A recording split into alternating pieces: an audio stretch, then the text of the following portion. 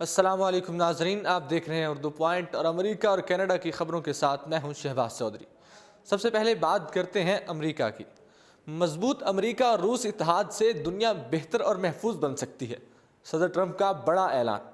अमेरिकी सदर Donald Trump ने हफ्ते के रोज़ कहा है कि अमेरिका और रूस के माबैन मजबूत इत्तेहाद आलमी बरादरी के लिए बेहतरी का बायस बन सकता है। एक ही रोज़ कबल रूसी सदर व्लादिमीर पुतिन के साथ टेलीफोन पर होने वाली गुफ्तगू को इंतहाई मुस्बत करार देते हुए ट्रंप ने एक ट्वीट में कहा कि रूस के साथ अच्छे और ज़बरदस्त ताल्लुकात के बेहतरीन नताइज बरामद होंगे। ट्रंप ने मजीद कहा कि दुनिया एक बेहतर और महफूज जगह बन सकती है। 1 घंटे तक जारी रहने वाली गुफ्तगू के बारे में ट्रंप ने कहा कि पुतिन से जिन उमूर पर गुफ्तगू हुई उनमें वेनेजुएला भी शामिल है।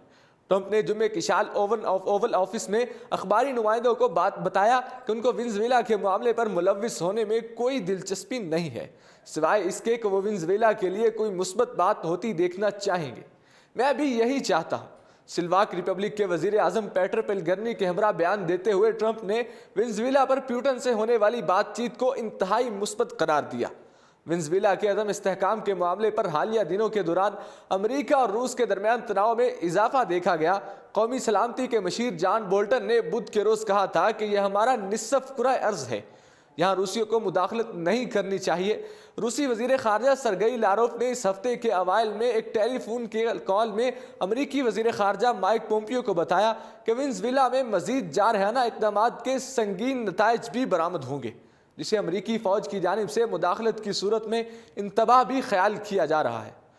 अगर आप बेख्वाबी के शिकार हैं तो क्रिस एडवांसन की कहानियाँ आपको नींद की आगोश तक ले जाती हैं। इनकी कहानी के अख्ताम से पहले ही अक्सर अफराद आंखें मूंद लेते हैं। कैलिफोर्निया में 39 साला क्रिस पेशे के लिहाज से स्क्रीन राइटर भी हैं। उन्होंने ऐसी कहानियाँ लिखना शुरू की हैं जो बालिग अफराद को उनकी फ़िक्रों से आज़ाद करती हैं और इन्हें नींद की जानिब राग़िब कर देती हैं। अपनी कहानियों में वो कोशिश करते हैं कि उन्हें सुनने वाला कहानी में मुलव्विस ना हो जाए, लेकिन वो इसे दिलचस्प ज़रूर बनाते हैं। वो चाहते हैं कि लोग उनकी कहानियों के अख्ताम तक ना जाएं, बल्कि उससे पहले वो नींद की आगोश में खो जाएं।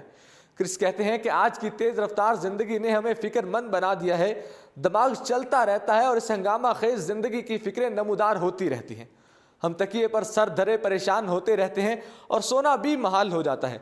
अगरचे बाज़ अफराद ने इनकी कहानियों को उकताहट से भरपूर करार दिया है, लेकिन क्रिस का इसरार है कि वो लोगों को हिजान में मुब्तला नहीं करना चाहते, बल्कि उनके किरदार अमूमन एक तवील सफ़र पर निकलते हैं जिसमें कई मोड़ आते हैं। आखिर में जब कहानी सिमटती है तो सुनने वाला नींद की आगोश में चला जाता है। ये कहानियाँ एक वेबसाइट com.com पर मौजूद हैं, जिन्हें दुनिया के मशहूर फनकारों ने पढ़ा है। अब तक 120 कहानियों को 10 करोड़ अफराद सुन चुके हैं। अब बात करते हैं अमेरिका में पालतू परिंदे की। पालतू परिंदे ने अपने ही मालिक की जान ले ली। अपने शेर, चीते और रीछ के हाथों अपने मालिक के कत्ल की खबरें तो बहुत सुनी होंगी, लेकिन ऐसा शायद ही कभी सुना हो कि एक परिंदे ने अपने ही मालिक को मार डाला। जी हाँ, ये खबर फ्लोरिडा की है, जहाँ एक फार्म हाउस में परिंदे ने मालिक को ही कत्ल कर डाला। कैसवरी का शुमार दुनिया के खतरनाक परिंदों में होता है और चिड़ियाघर के मुलाजमीन को भी इस परिंदे से एहतियात करने की हिदायत होती हैं। कैसवरी देखने में शुतुरमुर्ग की तरह लगता है और इसका कद भी तकरीबन 4 से 5 फुट के दरमियान होता है।